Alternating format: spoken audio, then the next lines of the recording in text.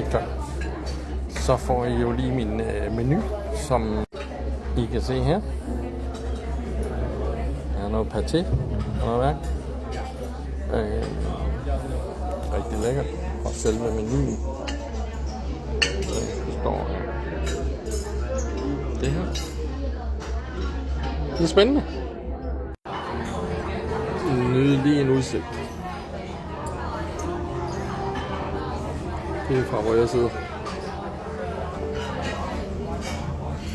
Og vi er lidt et anker og er nu på vej rundt. Fantastisk. I love it. Ja, så er vi nået til suppen.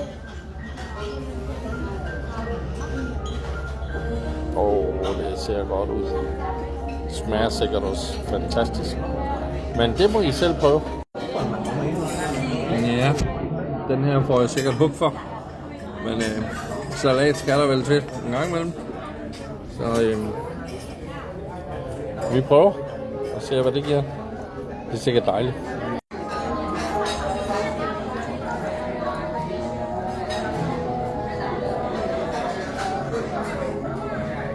Thank you. Dejligt. Så kommer det spændende. Grilled lobster.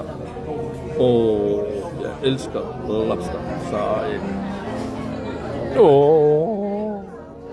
det ser godt ud. I skal ikke blive misundelige. I kan bare komme til Halong Bay.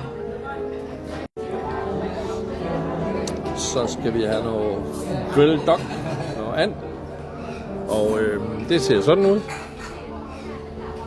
Jeg kan bare sige, at den der lobster der, den var fantastisk.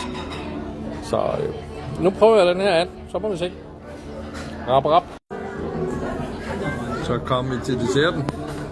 Og den var jeg lige ved at glemme. Og det går jo ikke. Men jeg nåede det.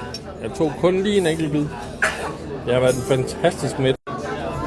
Udsøgt mad, udsøgt betjening og masser af god service i det hele taget.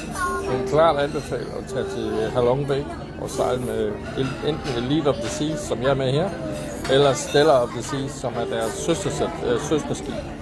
Så eventuelt tage fat i Thomas fra Sakira Travel i Danmark eller Vietnam. Så hjælper han jer gerne i gang med et eller andet. God tur.